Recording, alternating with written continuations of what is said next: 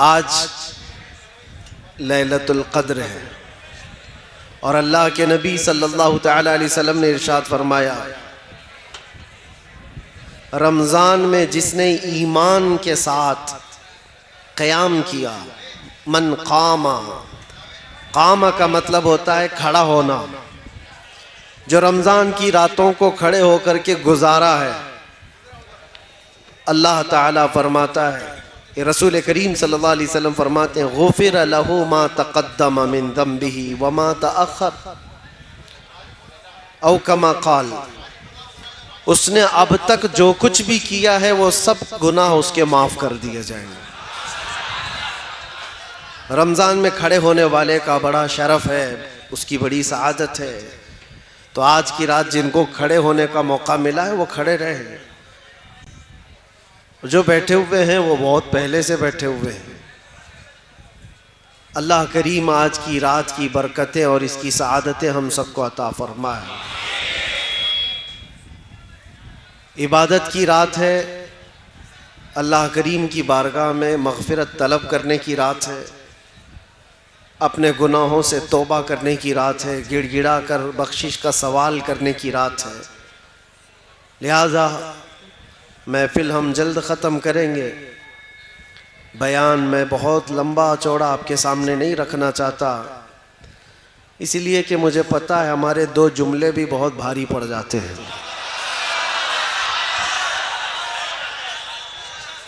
पूरी तकरीर के लिए सहन करने की अभी ताकत लोगों के अंदर मौजूद नहीं है, और ख़ास तौर पर हम ऐसे दौर में जी रहे हैं जहाँ क्रिटिसाइज़ भी किसी का नहीं किया जा सकता।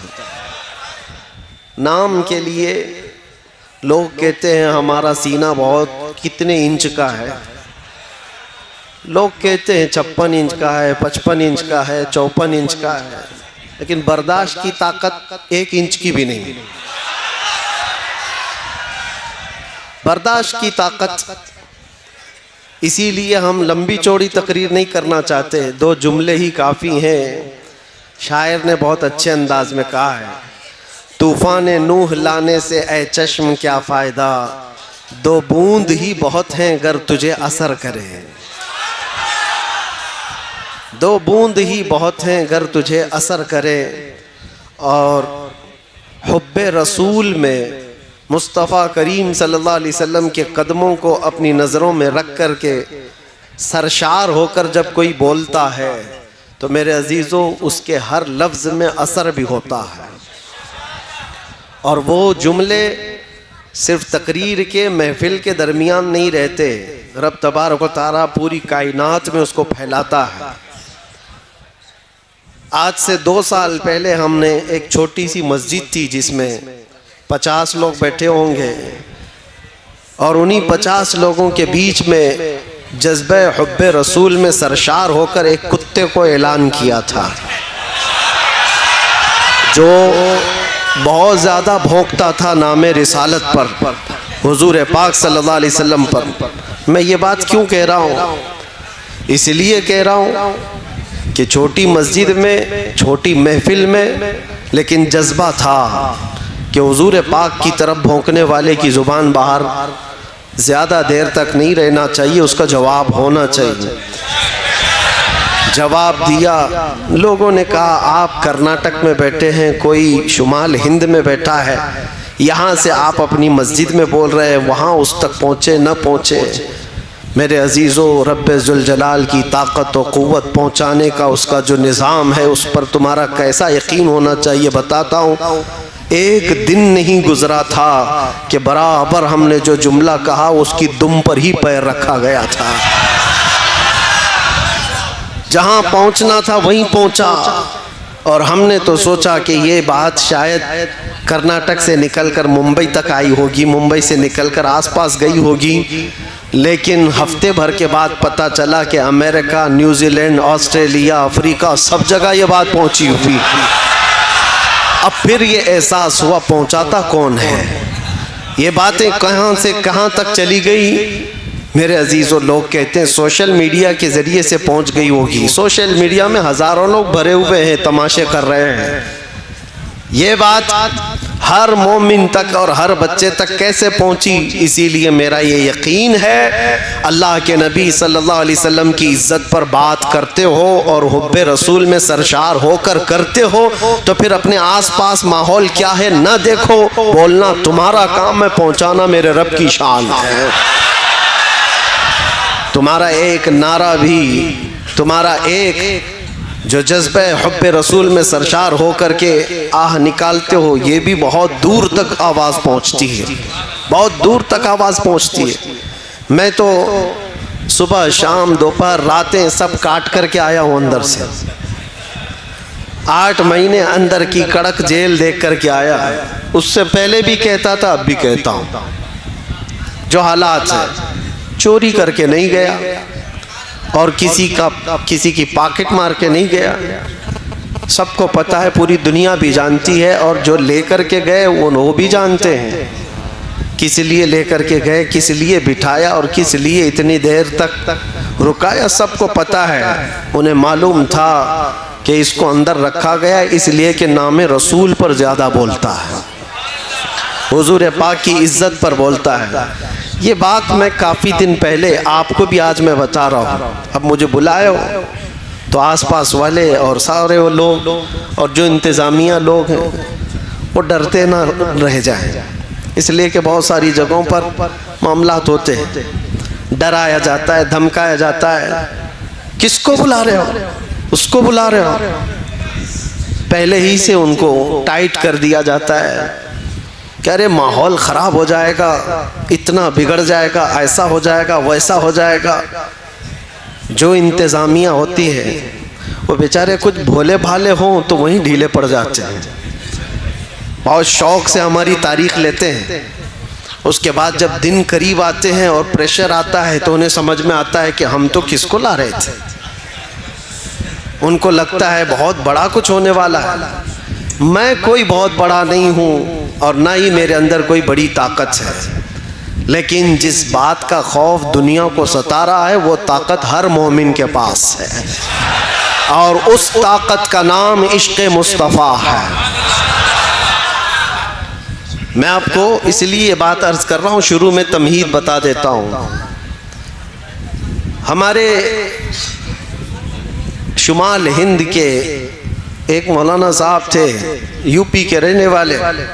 हम किसी जलसे में गए थे और वापस आए तो उन्होंने कहा कि हज़रत मुझे पुलिस वालों ने उठा लिया था।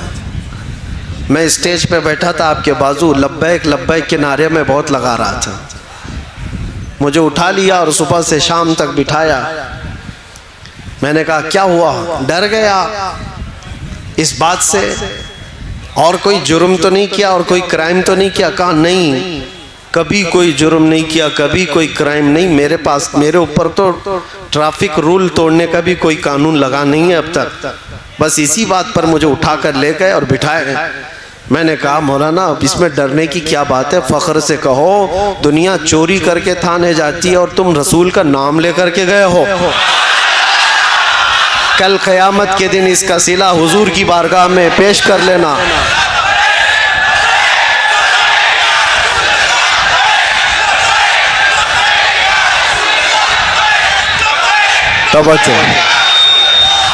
तवज्जो। ये जिस तरह के माहौल में हम जी रहे हैं मेरे अजीज़ों, एक बात याद रखो, कुरान पाक में अल्लाह ने फरमाया इन्नल्लज़ीना क़ालू रब्बुनल्लाहु सुम्मा इस्तक़ामू, बेशक वो लोग जिन्होंने ये कहा हमारा रब अल्लाह है, फिर सुम्मा इस्तक़ामू, उस पर जमे रह गए, डटे रह गए।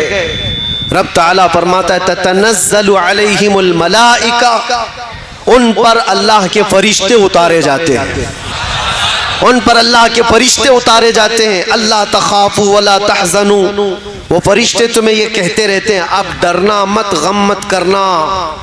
तुमने ये कहा है ना हमारा रब, कहते हो कि नहीं कहते हो? डर कर कहते हो, दब कर कहते हो, छुप कर कहते हो?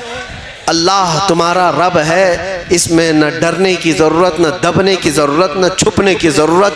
जब जब कहना है अल्लाह अकबर बुलंद आवाज़ से खुले आम सरे आम कहा जाएगा।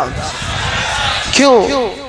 अल्लाह पर ईमान लाने के बाद जो बंदा जम गया, डट गया, मेरे रब का वादा है कि उसकी हिफाजत के लिए अल्लाह फरिश्ते उतारता है, उसकी हिफाजत के लिए फरिश्ते उतारता है। यकीन होना चाहिए तुम्हारा मेरे अजीजों, कुछ नहीं होगा।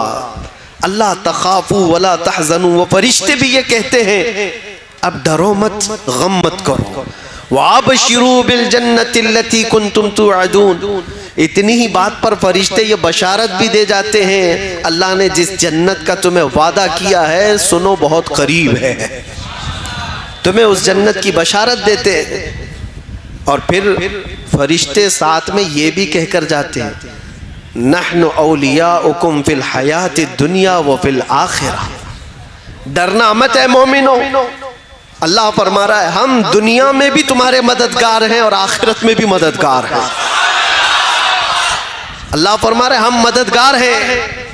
वलकुम फीहा मा तश्तही अनफुसुकुम वलकुम फीहा मा तदउन, जो जो तुम ख्वाहिश करोगे अल्लाह वो सब तुम्हें अता करेगा, और जिस जिस चीज को तुम मांगते थे मौला वो भी अता फरमाएगा। जिस चीज का तुम्हें वादा किया गया वो सब अता कर दिया जाएगा। नुज़ुलम मिन गफूरिर रहीम। रब ताला फरमाते, ये कुरान की आयत में पढ़ रहा हूँ आपके पास 25वें पारे की।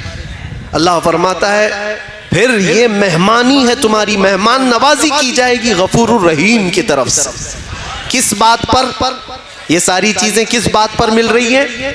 सिर्फ इस बात पर जिसने कहा मेरा रब अल्लाह है, जिसने कहा मेरा रब और उस पर जम गया, उस पर डट गया।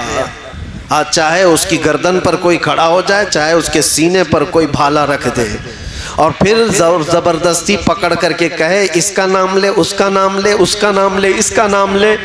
मोमिन अगर डट गया, जम गया और कहा मेरी हर सांस पर अल्लाह अकबर ही होगा, तो उसके लिए कुरान में अल्लाह फरमाता है उसकी मदद के लिए मौला फरिश्ते उतारता है। अब यहाँ पर एक सवाल होता है, एक सवाल कि मौलाना इतनी चीज़ें अगर है, अल्लाह कह देने पर फरिश्तों की मदद होती है, तो फिर ये फ़िलिस्तीन वाले तो अल्लाह अकबर रोज़ कहते हैं और उनकी मदद क्यों नहीं होती? फरिश्ते कब आएंगे, कब उनकी मदद करेंगे? तुम्हें इस तरह के शक व शुबे में डाल करके डगमगाया जाता है, तुम्हारे पाँव में जलजला लाने की कोशिश की जाती है। कुछ नहीं, मौलाना लोगों की बातें। मेरे अजीजों, मैं जो बात कह रहा हूँ ये मौलाना लोगों की बात नहीं, अल्लाह का कलाम पढ़ रहा हूँ।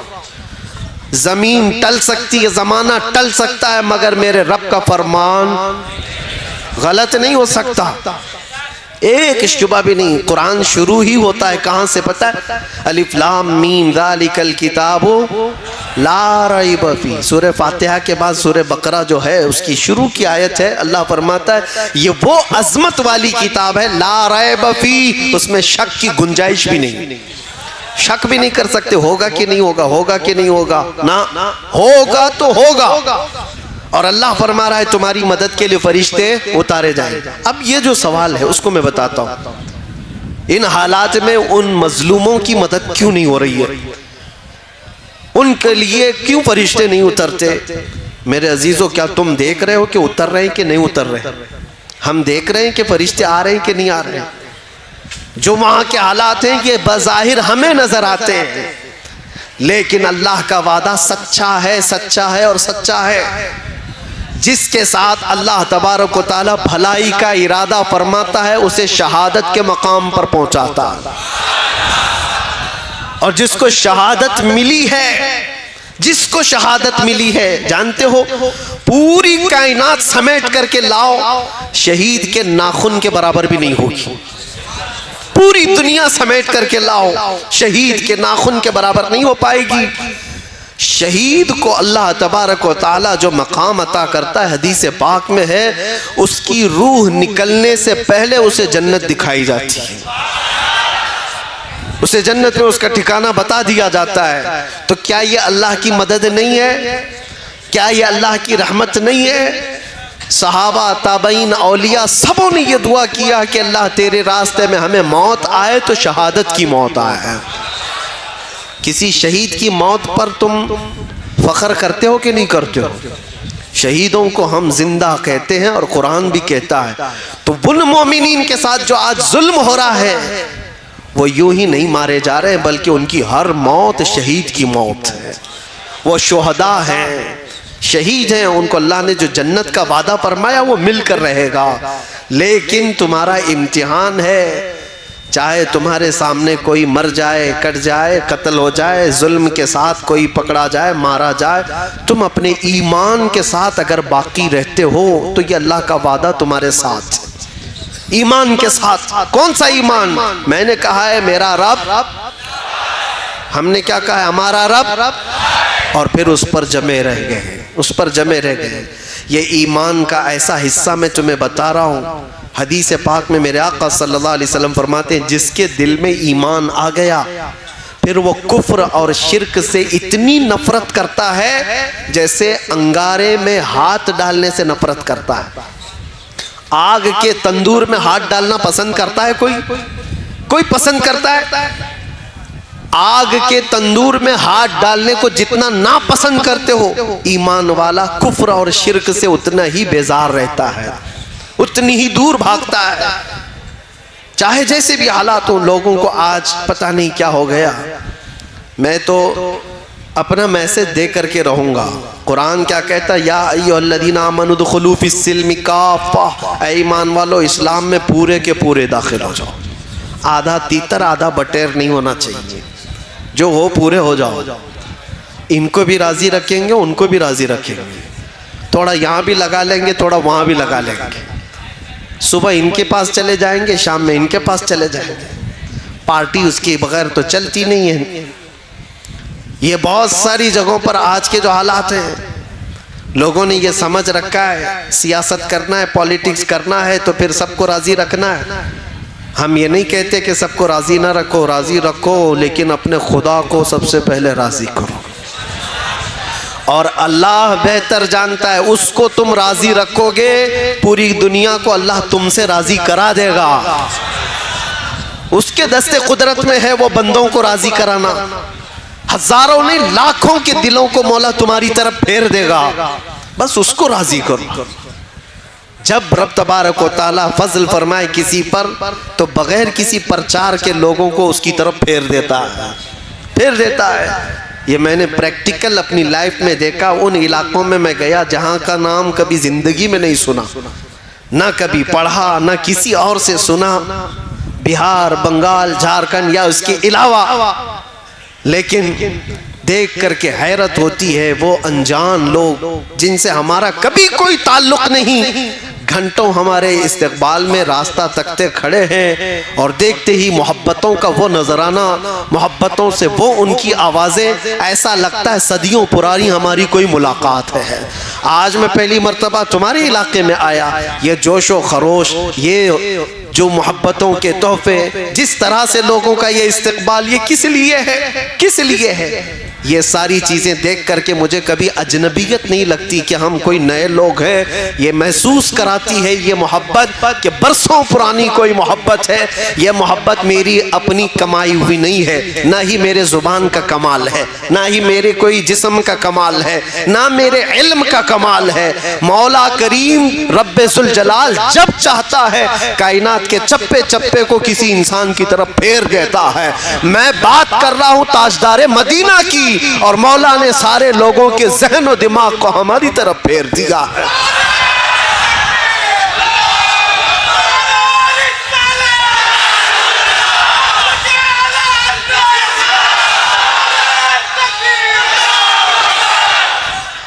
राजी करो उस रब्बे जुल जलाल को, वो अगर राजी है तो सब कुछ ठीक है। अगर वो उसी को नाराज किया और फिर दुनिया को राजी करते करते थक गए, क्या मिला, क्या हासिल क्या है? जिन लोगों के पीछे हम अपनी रातें बर्बाद करते हैं, नौजवानों, जिन दोस्तों को राजी करने के लिए तुमने माल भी बर्बाद किया, वक्त भी बर्बाद किया, फिर भी वो राजी नहीं हुए तुमसे। एक दिन उनके साथ कुछ तुम्हारा बुरा हुआ, वो सारी पुरानी ताल्लुक, पुरानी यादें सब खत्म कर दिएंगे, सब ताल्लुकात मिटा दिए जाएंगे। दोस्तों के लिए तुमने अपने माँ बाप के साथ बैठना छोड़ दिया, दोस्तों की वजह से तुम अपने घर में वक्त देना कम कर चुके हो। इस दुनिया को राजी करने के लिए क्या क्या नहीं किया, लेकिन वो राजी कभी नहीं होती। और अगर तुम्हारे 4 दोस्त हैं तो चारों को एक साथ राजी रखो, ये भी मुश्किल है। हो सकता है तुम्हारे किसी काम से 2 राजी और 2 नाराज। ये तो 4 का मसला बता रहा हूं। और जिसको 4000 के बीच में जीना है वो कब तक उन सबको राजी करता रहे। एक एक इंसान को राजी करते करते उसकी लाइफ खत्म हो जाएगी। फिर बाद में पता चला उम्र ढल गई, इनमें से आधे भी राजी नहीं हुए। होता ही यही। मस्जिद के सदर साहब, मस्जिद की कमेटियां चलाने वाले या मेहराब के इमाम साहब, आप अगर सबको राजी करने पर लग गए तो आपकी जिंदगी खत्म हो जाएगी। पूरे राजी नहीं होंगे, कभी राजी नहीं होंगे पूरे। एक बात याद रखो, तुम्हें रब तबारक व तआला ने ये खिदमत अता की है तो सिर्फ रब्बे जुल जलाल को राजी करने पर लगो। अल्लाह को राजी करो, और अल्लाह अगर राजी हुआ तो पूरी कायनात को अल्लाह खुद अपनी जानिब से तुम्हारी तरफ से राजी करा देगा। वो तुम्हारी मोहब्बत उनके दिलों में खुद डाल देगा। मुझे आज बताओ, सुल्तानुल औलिया गौसुल आज़म अब्दुल कादिर जिलानी रदी अल्लाह ताला अन्हु को देखा हुआ यहाँ कौन बैठा हुआ है? कोई उनको देखा हुआ? उनके ज़माने का, आसपास का सरकार गरीब नवाज को देखा हुआ कोई? ये बरसों बीत गए, लेकिन आज भी तुम्हारे दिलों में उनके नाम की भी मोहब्बत कैसी है? उनके नाम की भी मोहब्बत कैसी है? वजह यह है कि वो जब तक जिंदा थे सिर्फ अपने रब को राजी करते थे। अल्लाह को राजी करने पर लग गए, अल्लाह को राजी करने पर लगे रहे, और रब तबारक व तआला ने पूरी कायनात को उनसे राजी करा दिया है। पूरी दुनिया में लोगों के दिलों में अल्लाह ने उनकी मोहब्बत डाली है। एक बात बताता हूँ, अल्लाह तबारक व तआला को बंदा राजी करने पर जब लग जाता है, उसका बहुत कुछ लुट गया हो तो भी उसे, जैसे बज़ाहिर कुछ चीज़ें नुकसान में आ गई, होता है मैं रब को राजी करने के लिए निकला, मेरा वो छूट गया, ये छूट गया। ये शैतान तुम्हारे दिलों के अंदर ये एहसास डालेगा, तू नमाज के लिए जा रहा है, अल्लाह को राजी करने के लिए दुकान कैसे चलेगी? पूरा फुल बिजनेस टाइम है ये नमाज का, इस वक्त ग्राहक को छोड़ के कैसे जाएगा? तुम्हारे दिल में ये बात आई, इतनी देर का तो धंधा नुकसान हो जाएगा, खराब हो जाएगा, यहाँ छोड़ करके जाऊंगा अल्लाह को राजी करने के लिए, ये सब तो चले जाएंगे, दूसरे दुकान से खरीदारी कर लेंगे। लेकिन तुम्हें पता नहीं मेरे अजीजों, तुम्हें पता नहीं, वो थोड़ी देर के लिए तुम उनको राजी करने के लिए अल्लाह से दूर चले गए, फिर वो वक्त खराब तुम्हारे ऊपर इतना आएगा कि घंटों फिर पेशानी रगड़ रगड़ करके मांगते रह जाओगे, फिर मांगने के लिए आओगे। इसीलिए एक बात याद रखो, मैं बता रहा हूं, बुजुर्गों ने यह भी फरमाया कि जो बंदा अपनी दुकान, अपने कारोबार, ये सारी चीजों से छोड़कर भाग कर आता था अल्लाह की बारगाह में, तो उसके कारोबार को चलने न चलने की कोई टेंशन नहीं है। फरमाया गया कि अल्लाह ताला के फरिश्ते ग्राहक बन करके उसकी दुकान पर आते, किसी न किसी तरह से उसका काम चलता रहे। अल्लाह तबारक व तआला का निजाम है ये, मन काना लिल्लाहि काना अल्लाहु लहु, जो अल्लाह का हो जाता है अल्लाह उसका होता है। फिर मैं उसी बात पर आता हूं, अल्लाह हमारा रब क्या, इस पर जमे हो, डटे हो। सुनो, कुछ कुर्बानियां देनी पड़ सकती हैं, कुछ कुर्बानियां देनी पड़ सकती हैं। जरूरी नहीं कि हर एक की जिंदगी से कुर्बानी ली जाएगी। वो रब ताला जिससे चाहे अपने नाम पर कुर्बानी ले, जिससे चाहे। तो क्या इस बात से डर कर भागते हो कि अल्लाह ताला की बारगाह में कुर्बानी देने से भागना चाहिए मुझे? सुनो, एक पुराने ज़माने की हिकायत है, मैं सुना देता हूँ। सुना है कि मूसा अलैहिस्सलाम के पास एक खातून आई, उसके बच्चे नहीं थे, औलाद नहीं थी। उसने आकर के कहा कि आप दुआ कर दे, अल्लाह मेरे हिस्से में बेटा दे दे, बेटी दे दे, कुछ तो औलाद मिले। आपने देखा और कहा तेरी तकदीर में औलाद लिखी नहीं गई, लौहे महफूज में तकदीर में तेरे औलाद नहीं है। वो खातून वहां से मायूस लौटी, रोती गिड़गिड़ाती हुई जा रही थी। बीच रास्ते से गुजरते हुए उसका एक दुर्वेश के पास से गुजर हुआ। एक फकीर अल्लाह की याद में एक दरख्त के नीचे बैठा रहता था। तवज्जो, उसने देखा और पूछा, खातून क्यों रो रही है? उस औरत ने कहा, ऐसा ऐसा है, मैं बरसों से बे औलाद हूँ, औलाद मांगने गई तो मुझे बताया गया कि मेरी किस्मत में औलाद नहीं है। उस दुर्वेश ने कहा, घबरा मत, ना उम्मीद ना हो, मायूस ना हो। रब तबारक व तआला चाहे तो उसका लिखा हुआ है वो फिर लिख करके अता भी फरमाते। जा अपने घर सजदा कर, मैं दुआ करता हूँ। वो औरत गई, रोज सजदा करती थी, दुआ करती थी, और ये दुर्वेश इधर उस खातून के लिए दुआ करता था। फकीर चंद ही दिनों के बाद उस औरत के घर में हमल के आसार, और चंद दिनों के बाद एक खूबसूरत बेटा पैदा हुआ। खातून को बेटा मिल गया, वो खुशहाल। थोड़े दिन उसकी तरबियत करती है। चंद दिनों के बाद दूसरा बेटा भी हुआ, फिर चंद सालों के बाद तीसरा बेटा भी हुआ, चौथा भी हुआ, पांचवा भी हुआ, छठा भी हुआ, सातवां भी हुआ। 7 बेटे हुए। एक दिन हज़रत मूसा वहाँ से गुजर रहे थे, देखा इस खातून को, पूछा ये किसके बच्चे हैं? औरत ने कहा मेरे। तेरे हैं? तू ही वो औरत है जो औलाद के लिए शिकायत लेकर आई थी? कहा मैं ही हूँ। कहा फिर कैसे आ गए तेरी औलाद? कहा बस दुआ है किसी बुजुर्ग की और अल्लाह की अता है। अल्लाह जिसे चाहे औलाद अता करे, जिसे चाहे अता करे। मूसा अलैहिस्सलाम अल्लाह करीम की बारगाह में अर्ज़ करते हैं, मौला मैंने जो देखा था वो गलत था या ये औरत झूठ बोल रही है? रब ताला की तरफ से जवाब आया कि तुमने जो देखा था वो भी सही था, औरत जो बोल रही वो भी सही है। कैसे इसको औलाद हुई? तो रब तबारक व तआला ने फरमाया कि मूसा एक चाकू लो और एक बर्तन लो और जाओ अपनी उम्मत में से लोगों को पुकार कर कहो अपने जिस्म का एक टुकड़ा काट करके अल्लाह को दे दे।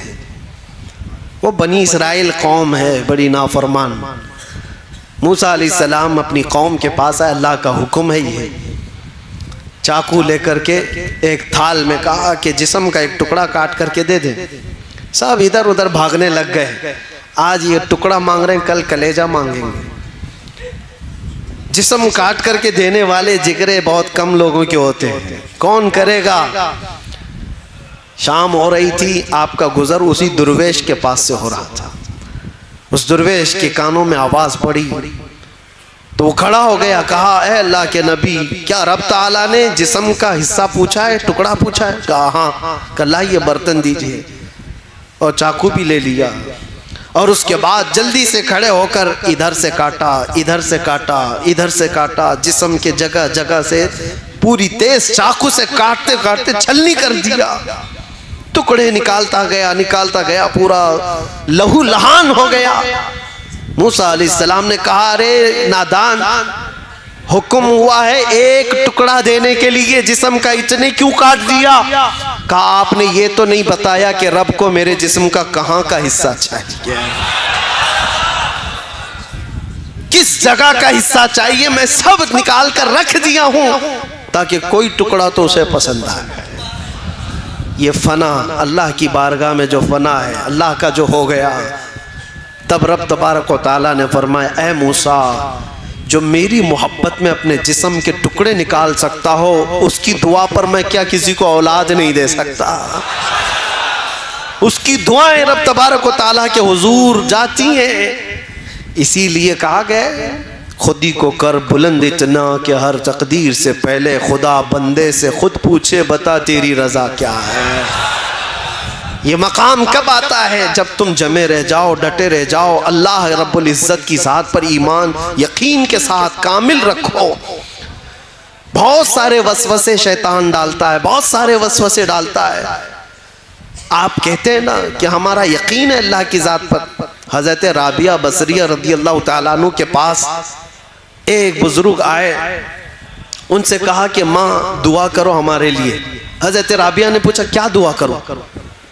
कहा इतनी दुआ करो अल्लाह हमसे राजी हो जाए। हजरत राबिया ने कहा इतनी बड़ी दुआ, इतनी बड़ी दुआ करवा रहे हो मुझसे, पहले ये तो बताओ क्या तू भी अल्लाह से राजी है? क्या तू भी अल्लाह से राजी है? उस बुजुर्ग ने कहा माई कैसी बात कर रहे हो, कौन है भला दुनिया में जो अल्लाह से भी नाराज रहेगा? कौन है जो अल्लाह से भी नाराज रहेगा? हज़रत राबिया मुस्कुराने लगी और कहने लगी ए बंदे खुदा, बहुत लोग हैं जो अल्लाह से नाराज हैं, ये कहते हैं अपने रब को अल्लाह कहते हैं, ये नाराज है, राजी नहीं है अल्लाह से। कहा ऐसा कैसे हो सकता है? कहा हो तो सकता है, करते हैं। थोड़ी सी ज्यादा गर्मी आई तो कहती ये कैसा खतरनाक मौसम आ गया, बारिश आई तो कहती बेमौसम के बारिश आ गई। यानी तुम इस बात पर राजी नहीं हो, तुम मशवरा दोगे कि अल्लाह कब बारिश बरसाए कब ना बरसाए, तुम्हारा क्या दखल है? तुम थोड़ी सी गर्मी आती है तो हाय हाय करते हुए लोगों को शिकायत करते हो। अगर अल्लाह से ये राजी होते तो उस रब की शिकायत दूसरों के पास नहीं करते। इनकी नाराजगी का हाल तो यह है, जब इनको अल्लाह देता है बेहिसाब देता है तो छुपा कर रखते हैं, किसी को नहीं बताते कितना माल है किसी के पास, छुपा कर रखते हैं। और जब छोटी सी बीमारी देता है तो 10 लोगों को कहते हैं मुझे बुखार हो गया, मुझे तकलीफ है, मुझे मुसीबत है। हज़रत राबिया कहती यही तो अपने रब से अगर राजी होता तो उसकी नेमतों को खोल खोल कर बयान करता और उसकी दी हुई मुसीबतों पर सब्र करता। अजीज़ा ने गिरामे वक़ार, आज की इस रात में आप सबसे यही गुजारिश करूँगा, ईमान की हिफाजत इस ज़माने में बहुत बड़ा चैलेंज है तुम्हारे लिए। अल्लाह के नबी सल्लल्लाहु अलैहि वसल्लम ने फरमाया है एक ज़माना मेरी उम्मत पर ऐसा आएगा कि ईमान पर इनको खड़ा रहना इतना मुश्किल हो जाएगा जैसे हथेली पर अंगारा लेकर खड़ा होना मुश्किल है। वो दौर आ चुका है, वो दौर आ चुका है। तुम्हें अपने ईमान के साथ बाकी रहना, कायम रहना। आज का दौर तो निकल जाएगा, ऐसे वैसे तुम भी बूढ़े हो जाओगे, अभी मौत आ जाएगी। अगली जो नस्ल आने वाली है उनका सोचो, उनका सोचो। क्या आज हालात ऐसे नहीं कि कलमे पर, अजान पर, हुजूर के नाम पर, कुरान के औराक पर, मज़ारात औलिया पर, इस्लाम के शायर पर, हर चीज़ पर हमले नहीं है, हर चीज़ पर हमले। और इसमें से एक जमात ऐसी बन जाएगी जो सेकुलर बन जाएंगे, टोपी दाढ़ी रखने वाले वो सेकुलर बन जाएंगे और कहेंगे ठीक है हम भी बार बार ला इलाहा इल्लल्लाह नहीं पढ़ेंगे, ठीक है हम आज़ाने भी बंद कर लेंगे, ये भी निकाल लेंगे वो भी निकाल लेंगे, हम न्यूट्रल हो जाएंगे। वो एक जमात ऐसी बन जाएगी, अल्लाह उस शरीर जमात से हमारी हिफाजत फरमाए। वो मुनाफिकीन की जमात होगी, मुनाफिकीन होंगे जिनका दिल कुफ्र कर चुका होगा, जिनका दिल गैर खुदा को राजी करने के लिए अपने खुदा को छोड़ चुका होगा। आपका दिल ऐसा होने ना पाए, मौत करीब है, क़यामत करीब है। नौजवानों अपने ईमान की हिफाजत करो। कुरान में रब ताला फरमाता है इन्नल्लाह ला यग़फिरु अन युश्रक बिही व यग़फिरु मा दून ज़ालिका लिमन यशा। अल्लाह फरमाता है उसके साथ किसी ने किसी को शरीक किया, शिर्क किया तो अल्लाह उसको कभी माफ़ नहीं करेगा, और उसके अलावा जो भी गुनाह किया है अल्लाह सब माफ़ करेगा। जो भी गुनाह हुआ है अल्लाह सब माफ़ करेगा। यहाँ तक के जिन्होंने हज़रत अमीर हमज़ा को कत्ल किया, वहशी, उनके मुतालिक ये आयत आई थी, वाए बारगाह रिसालत मुआब सल्लल्लाहु अलैहि वसल्लम में कहने लगे मुझे अमान दे दीजिए। हुजूर के चचा को जिसने कत्ल किया है नेज़े से मारकर जंगे उहद में, फिर वो हुजूर की बारगाह में आए, कहा मुझे अमान दे दीजिए। नबी करीम सल्लल्लाहु अलैहि वसल्लम वो तो अजवदुन नास है, सखावत के बादशाह हैं, दिल खोल कर हुजूर ने फरमाया जा तुझे माफ़ कर दिया और अमान दे दिया। उन्होंने फिर ये सवाल किया कि क्या मेरे गुनाह माफ़ हो जाएंगे? तब अल्लाह ताला ने फरमाया शिर्क के अलावा जो कुछ भी किया है अल्लाह माफ़ करेगा। शिर्क के अलावा जो भी होगा अल्लाह माफ करेगा, लेकिन शिर्क को अल्लाह माफ नहीं करता। शिर्क है क्या चीज जो आज धीरे धीरे तुम्हारे महफिलों में लाई जा रही है, आज धीरे धीरे तुम्हारे मुआशरे में, सोसाइटी में लाई जा रही है। शिर्क ये है कि अल्लाह के अलावा किसी दूसरे को भी खुदा समझ लो या उसको भी कोई मकाम दे दो। रज़्ज़ाक़ कौन है तुम्हारा? कौन है रज़्ज़ाक़? क्या किसी और के बारे में भी यकीन रखते हो? रिस्क कोई और भी देता है। किसी जगह सर झुकाने से रिस्क मिल जाएगा, किसी जगह तेल चढ़ाने से रिस्क मिल जाएगा। अल्लाह रज़्ज़ाक़ हकीकी है, वही रिस्क देगा।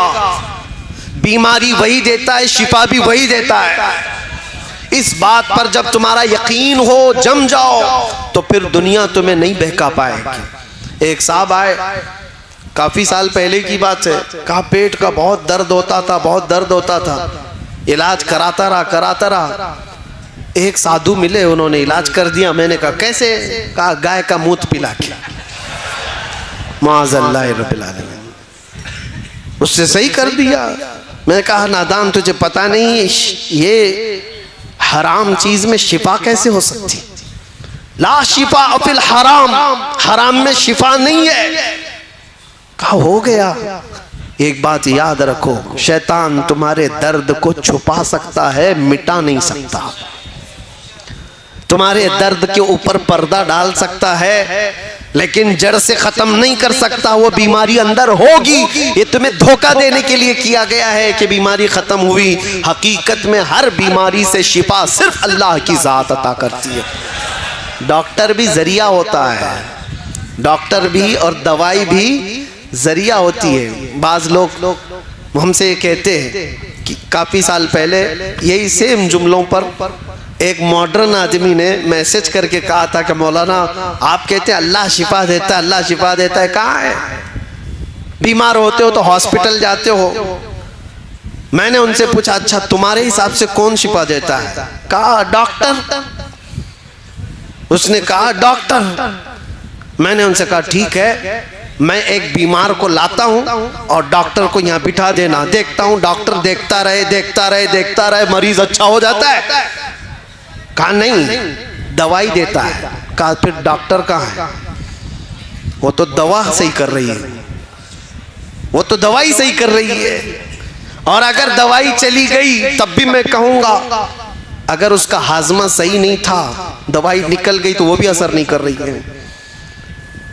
बहुत सारे मामलात हैं शक व शुबा पैदा करने के लिए, लेकिन एक बात याद रखो, ये सब चीजें जरिया हैं, हकीकी शिफा देने वाला सिर्फ अल्लाह रब्बुल इज्जत है। एक दौर आने वाला है तुम पर, अल्लाह ताला उस फितने के दौर से हमारी हिफाजत फरमाए।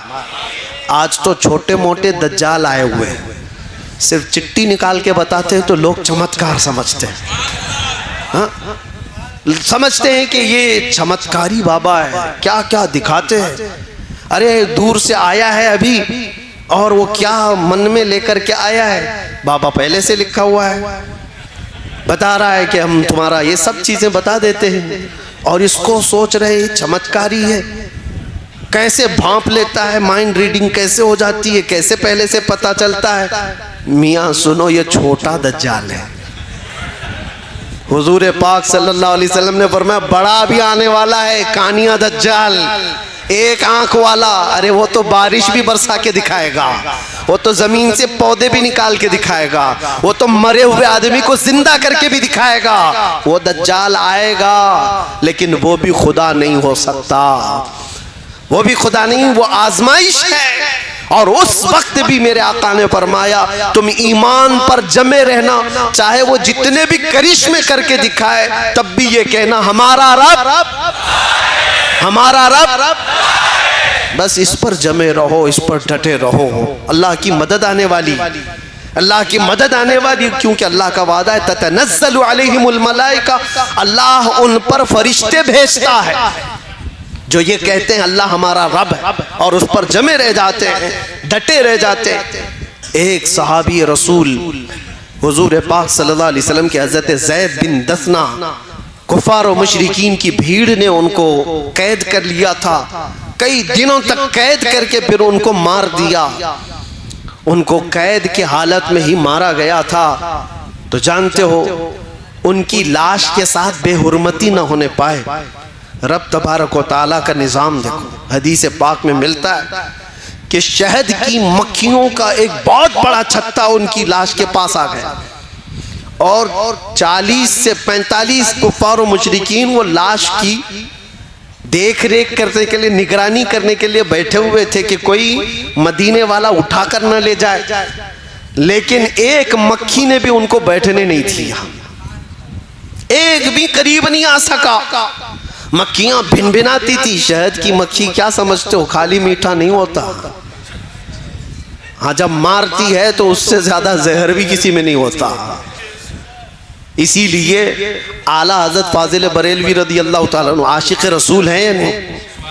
हुजूर के आशिकों की ज़ुबान के लिए उन्होंने खुद कहा है, हमारी ज़ुबान वही है कि हम हुजूर की मोहब्बत में बोलें तो शहद जैसी मिठास, और गुस्ताखों के खिलाफ बोलें तो शहद की मक्खी का डंक लगता है। एक ही है, दोनों चीज़ें उसके अंदर हैं। तो सहाबी की हिफाजत शहद की मक्खियों ने किया था। उनकी लाश को कोई छू नहीं सका था।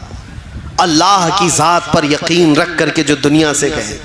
और एक सहाबी हैं, उनको 2 सहाबा लेकर के निकले थे, उनकी भी लाश को कुफार मुशरिकीन ने मार दिया था। रात के वक्त वो 2 सहाबा लेकर मदीने जा रहे थे। पीछे से 200 के करीब घुड़सवार आए और 2 लोगों को पकड़ने के लिए। वो जब ज्यादा कुफार और मुशरिकीन आ गए तो ये 2 ही सहाबा थे जो लाश लेकर जा रहे थे, एक सहाबी रसूल की। अब ये सारे कुफार और मुशरिकीन इस सहाबी रसूल की लाश के साथ बेहुरमती करेंगे। अब क्या करें, 2 ही लोग हैं, 2 ही लोग हैं, अब क्या करें, 200 पीछे खड़े हैं। उन्होंने वो लाश को नीचे रख दिया, जमीन पर रख दिया और जमीन से कहा, यहां तक हम हिफाजत कर सकते थे, जमीन आगे तू अब हिफाजत कर। जमीन फट गई, वो सहाबी की लाश अंदर चली गई, जमीन बराबर हुई। 200 घुड़सवार मक्का से आए थे, पूरा छान मार लिए इधर से उधर, उस सहाबी रसूल की लाश कहीं नहीं मिली। वो दोनों सहाबा ने आकर हुजूर पाक सल्लल्लाहु अलैहि वसल्लम को ये माजरा बताया। तो हुजूर ने उस सहाबी को कहा, बलीउल अर्द, जमीन का लुकमा, जमीन ने उनको हिफाजत किया है। यह अल्लाह की हिफाजत के अंदाज है। जब कोई बंदा उस पर ईमान लाकर जम जाता है, हर बुरी ताकत से मौला उसकी हिफाजत फरमाता है। क्या तुम्हें तारीख मालूम नहीं, जब फिरौन सर उठा करके अना रब्बुकुमुल आला कह रहा था, मैं तुम्हारा बड़ा रब हूँ, ये अभी जो है ये बहुत छोटे हैं, बड़े बड़े भी आकर के गए हैं। उन्होंने कहा था, मैं तुम्हारा खुदा हूँ, मैं तुम्हारा खुदा हूँ। 12,000 बच्चों का कत्ल किया था। किस बात पर जानते हो? फिरौन ने ख्वाब देखा था, ख्वाब देखा था कि एक तारा आसमान से टूटकर गिरा है उसकी गोद में और उसके महल में आग लग गई। सुबह उठकर सारे काहिनों को, ज्योतिषों को बुलाया और पूछा कि इस ख्वाब का क्या हो सकता है, इसकी ताबीर क्या हो सकती है। काहिनों ने बताया, बनी इसराइल में एक बच्चा पैदा हो सकता है जो तेरी सल्तनत को हिलाक कर देगा। ये इस ख्वाब की ताबीर हो सकती है। जैसे ही बादशाह को यह बताया गया कि एक बच्चा कोई ऐसा पैदा होने वाला है जो इसकी सल्तनत को हिलाएगा, टेंशन में आ गया और उसने ऑर्डर दे दिया, बनी इसराइल पूरे खानदान में जो भी लड़का पैदा होगा उसको कत्ल कर दो, जिंदा ही ना रखो। 1 साल के अंदर उसने 12,000 बच्चों को कत्ल किया। किस लिए? हमारी सल्तनत को कोई हिलाने वाला बच्चा ही ना पैदा हो, आएगा तो भी कत्ल हो जाएगा। उसी जमाने में हजरत मूसा अलैहिस्सलाम की पैदाइश हुई और उनकी माँ हामिला थी। पैदा होने का अंदाज भी देखो, वो तहखाने में गई। जब पैदा हो गए मूसा अलैहिस्सलाम तो रब ताला ने उनके दिल में बात डाली कि एक संदूक में इस बच्चे को बंद करो और दरिया में बहा दो। माँ कोई अपने बच्चे को दरिया में बहाएगी, लेकिन रब ताला जिसके साथ है उसका दिल भी मजबूत होता है। हमने देखा है लोग दूर दराज से देख करके डर रहे थे, ये 200 लोगों के आगे पीछे चल रहे हैं, क्या डर नहीं है? मुझे मेरे साथियों ने पूछा कई मर्तबा कि आगे इतने पीछे इतने, ये सायरन बजा रहे, वो कर रहे, ये कर रहे। मेरे अजीजों, अल्लाह जिसके साथ होता है उसका दिल मजबूत होता है। मूसा अलैहिस्सलाम की माँ को अल्लाह ताला ने मजबूत फरमाया और उसके बाद उन्होंने एक संदूक में अपने बच्चे को रखा और दरिया में बहा दिया। उनकी बड़ी बेटी थी, कहा देखना कहाँ जाता है संदूक। मूसा अलैहिस्सलाम की बड़ी बहन वो देखती चली गई। संदूक बहते बहते बहते दरिया के किनारे से सीधे जा करके फिरौन के बागीचे के पास लग गया। फिरौन के महल के पीछे जो बागीचा था, दरिया वहां से बहता था। फिरौन की बीवी टहलने के लिए आई थी, औलाद नहीं थे घर पे। देखा एक संदूक उसके बागीचे के करीब लगा हुआ है, खूबसूरत बच्चा है। बीवी ने कहा, फिरौन की बीवी, उठा लाओ बच्चे को, उठा लाओ, हसीन इतना गुलाब जैसा लगता है। कनीजाओं ने उठा लाया, बड़ा प्यार आया उस औरत को। कहा मैं अपने शोहर के पास ले जाती हूँ। लेकर आई और सीधे फिरौन के पास और कहा हमारी तो औलाद नहीं है, एक बच्चा बहते हुए आया है, क्यों ना हम इसको अपना बेटा बना लें। फिरौन ने कहा बेगम तुम्हारी बात है तो बेटा बना लेते हैं, बेटा बना लेते हैं। मूसा अलैहिस्सलाम की परवरिश कहीं और नहीं हो रही है, फिरौन के घर में हो रही है। फिरौन ने कहा मैंने बेटा बना लिया है, मेरी बीवी की पसंद है। लेकिन देखो अजीब निज़ाम है, कभी कुरान पढ़ो तो समझ में आए। मूसा अलैहिस्सलाम की जो बड़ी बहन है वो पूरा मामला देख रही थी, बता नहीं सकते थे। फिरौन ने पहले कहा कहीं बनी इसराइल का तो नहीं है जिनको हम मार रहे हैं। बीवी ने कहा नहीं, ये दूर से बह के आया है, बनी इसराइल का नहीं लगता, पाल लेते हैं। पाल लिया, लेकिन अब दूध पिलाने की बात थी। इस बच्चे की परवरिश कैसे की जाए? बादशाह ऐलान करता है जितनी दाया है दूध पिलाने वाली सब आए।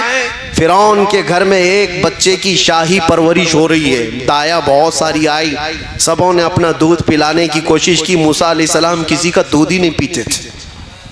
पूरा दिन गुजर गया, उनकी बहन वहां खड़ी थी। उसने कहा मैं एक दाया जानती हूं जिसका दूध सब बच्चे पीते हैं। फिरौन ने कहा जाओ उसको ले आ जा, जो मुआवजा चाहिए जो उजरत चाहिए सब दे दूंगा।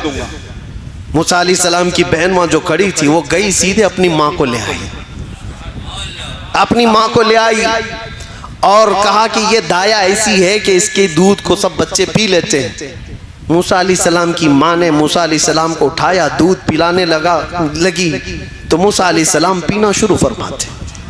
क्या निज़ाम है मौला, दूसरों के घर पे और वो उनकी ही माँ का दूध पिला करके। बाद में कोई ये ना कहे कि हम अपना दूध पिलाकर मूसा को बड़ा किए, उनकी ही माँ का दूध पिलाया। और ऐसे ही मुफ्त में नहीं, मूसा अलैहिस्सलाम की माँ जो दूध पिलाती थी फिरौन के शाही खजाने से उसकी उजरत भी मिलती थी। जो बच्चा उसकी सल्तनत को हिलाने वाला है उसको खर्चा करके पाला जा रहा है। एक बात याद रखो, अल्लाह तबारक ताला का निज़ाम है, जब वो किसी के तख्त को हिलाता है तो बहुत छोटी ताकतों से भी हिलाता है। मूसा अलैहिस्सलाम जवान हुए और उसके बाद कुरान पाक आप पढ़ो तो समझ में आ जाएगा, यही मूसा अलैहिस्सलाम है जिन्होंने उसको दावत दी फिरौन तू झूठा है, तू जो रब होने का दावा करता है गलत है, मेरा रब अल्लाह है। यही जुमला मैंने कहा था, क्या है हमारा रब। इस पर जिसने अकड़ दिखाया उसने बहुत तमाशे किए। फिरौन ने मेरे पास वो ताकत है, मेरे पास ये ताकत है, क्या क्या ताकतें दिखाने की बात की, हर चीज में फेल होता रहा। यहाँ तक कि एक दिन वो आया जब मूसा अलैहिस्सलाम समंदर से गुजर रहे थे, अल्लाह ने उनके लिए रास्ते बनाए। फिरौन ने देखा, एक बात ही बताऊं ईमान वालों, अल्लाह की मदद आई, तुम्हारा झूठा खाने के लिए भी लोग तरसेंगे तुम्हारी।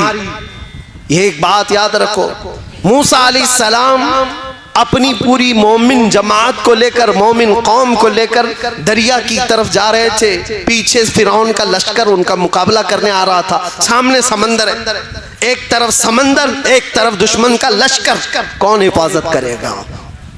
ऐसे हालात आ जाएं तो याद रखना, बेबस और लाचार मत समझना। एक तरफ समंदर है और एक तरफ फिरौन का लश्कर है, जाए तो कहां। अल्लाह ने हुक्म फरमाया मूसा अपना असा समंदर पे मारो। 12 रास्ते निकल गए और उनकी कौम उसमें ऐसे चलने लगी जैसे सूखे पर चलती है। जब वो निकल गए तो फिरौन ने ये देखा कि इनको तो रास्ता मिला हुआ है, हम भी इसी में चलते हैं। और जो ये सोचता है कि मोमिनों को जो मदद मिली है वो हमको भी मिलेगी, ये उसकी खाम ख्याली है। और जैसे ही वो समंदर में आया, अल्लाह फरमाता है फगशियहुम मिनल यम्मि मा गशियहुम, हमने समंदर को ऐसा मिलाया कि पानी पानी हो गया और फिरौन की सारी ताकत चकनाचूर होकर रह गई। पूरी फौज भी हिलाक और फिरौन का गुरूर भी हिलाक खत्म हुआ। किसने हिलाक किया? पानी ने हिलाक किया।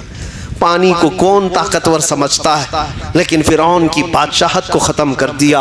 नमरूद भी ऐसे उठा था, एक मच्छर ने उसे हिलाक कर दिया। ऐसे कई बड़े बड़े आए। अबरहा बादशाह आया था काबा ढाने के लिए, काबा ढाने के लिए हाथियों की फौज लेकर के आया था। ये यहाँ एक जो चुड्डा बैठ करके भौंकता है कुत्ता, कि मक्केश्वर को भी फतह करना है। मक्केश्वर ख्वाब में भी देखा है कभी? मक्का ख्वाब में भी देखा है? मक्केश्वर को भी फतह करना है, उसको भी हासिल करना है। पता नहीं कौन कौन से बड़बांग बोली, बड़ी बड़ी बातें। इनको तारीख पढ़ाओ अबराहा की, फतह करना है, जाओ हाथी घोड़े लेकर के जाओ। और देखो कुरान में आज भी आयतें पुकार कर कह रही हैं, अलम तरा कैफ फअल रब्बुका बिअस्हाबिल फील अलम यजअल कैदहुम फी तज़लील व अरसल अलैहिम तयरन अबाबील तरमीहिम बिहिजारतिन मिन सिज्जील फजअलहुम कअस्फिन मअकूल। ये पूरा वाक़या अल्लाह ने इसमें बयान फरमाया। ऐ रसूल, क्या आपने हाथी वालों को नहीं देखा? जो अबरहा बादशाह हाथियों की फौज लेकर आया था काबा ढाने के लिए। अल्लाह फरमा रहा है क्या हुआ उनके साथ? हाथियों को लेकर के आया था काबे को खत्म करने के लिए। अल्लाह ने अबाबील चिड़ियों की फौज भेजी थी। वो चिड़ियाँ इतनी छोटी है, आज भी देखो मक्का में घूमती रहती है, इतनी छोटी है। अबाबील चिड़ियों की फौज को भेजा। उन्होंने क्या किया? अरसल अलैहिम तयरन अबाबील तरमीहिम बिहिजारतिन मिन सिज्जील। नोकेले 3-3 पत्थर हर चिड़िया के पास थे, एक मुंह में और 2 पाँव में। वो चिड़िया ऊपर से सिर्फ कंकरियां गिराती थी, जिस हाथी के पेट पर वो कंकरी लगती आग लग जाती थी, आग लग जाती थी। और जिस फौजी के सर पर वो कंकरी पड़ती उसका भेजा निकल आता था। छोटी सी कंकरी, छोटी सी चिड़िया, लेकिन मार जब रब्बुल आलमीन की हो तो उसको सहन कोई नहीं कर सकता। उसके बर्दाश्त की ताकत किसी के अंदर नहीं है। आओ मक्केश्वर फतह करने वालों, अबरहा की तारीख नहीं पढ़ा?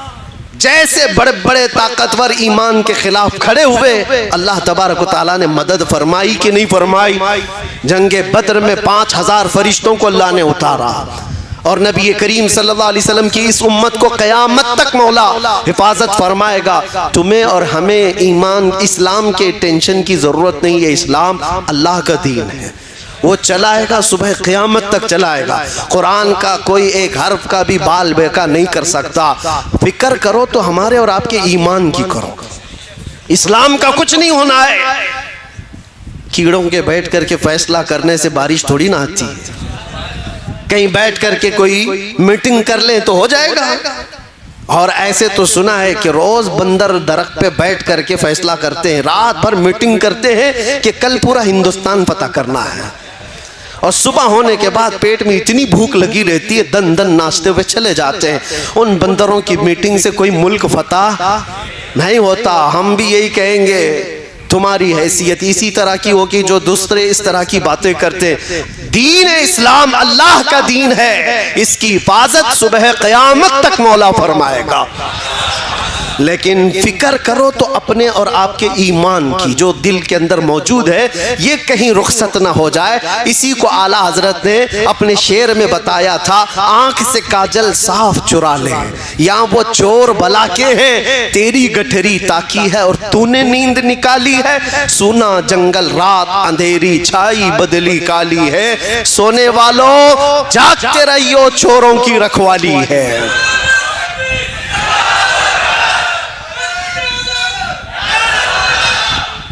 आप इस बात को याद रखो, चोरों की रखवाली है। तुम्हारे आंख से काजल चुरा लिया जाएगा। आंख का काजल क्या है? हुजूर की मोहब्बत, हुजूर का इश्क, ये तुम्हारे आंखों का काजल है। ये चुरा लिया जाए तो फिर तुम्हारा कुछ भी नहीं है। तुम्हारा कुछ नहीं है। तुम्हारी जो कुछ भी पहचान है वो तुम्हारे ईमान से। दुनिया तुम्हारे गाड़ी बंगले लत्ते इस चीज की दुश्मन नहीं है, किसी चीज की दुश्मन नहीं है। तुम बड़ा बंगला बनाए हो, गाड़ियां लिए हो, बहुत जायदाद है, किसी चीज की नहीं, ईमान की दुश्मन है। कुरान में भी अल्लाह ने फरमाया इन्ना शैतान लिल इंसानी अदुव्वुम मुबीन। शैतान इंसान का किस लिए दुश्मन है? उसके ईमान का। बाकी तो बहुतों का तो भाई है, ईमान नहीं है तो सगा भाई बन जाता है। शैतान बहुतों का दोस्त है, यार है, मददगार है, लेकिन ईमान वाले का दुश्मन है। इसलिए आप सबकी ये जिम्मेदारी है कि अपने ईमान को बचाओ, अपनी औलाद की तरबियत सही माहौल में सही ढंग में करो। गाने बाजे टीवी सीरियल पे कब तक इनको पालोगे? टिकटॉक पर मुजरे करने वाले वो लड़कों को मैं कहता हूँ पूरी दुनिया ये नहीं है मेरे अजीजों, निकलो इस दुनिया से। तुम इसके लिए नहीं आए हो। कुरान में अल्लाह ने तुम्हें खैर उम्मत फरमाया है, तुम सबसे बेहतरीन उम्मत हो। तुम्हें अल्लाह ताला ने इतना बड़ा लक़ब दिया है और तुम कहाँ कौन सी जिंदगी में बसे हुए हो? निकलो। अल्लाह तबारक व तआला तुम्हारे सर को इतना महफूज रखा कि रिज़्क़ के सामने भी झुकने नहीं दिया, किसी के सामने झुकने नहीं दिया। तुम्हारी पेशानियों को अल्लाह ने महफूज रखा, सिर्फ रब्बुल आलमीन की बारगाह में झुकती है, उसको देखा नहीं फिर भी झुकती है। इसलिए इस ईमान की हिफाजत करो, इस ईमान की हिफाजत।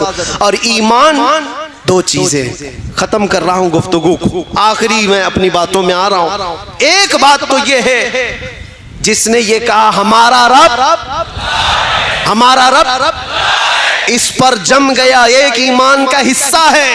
और दूसरे ईमान की जान है मुहम्मदुर रसूलुल्लाह की जात।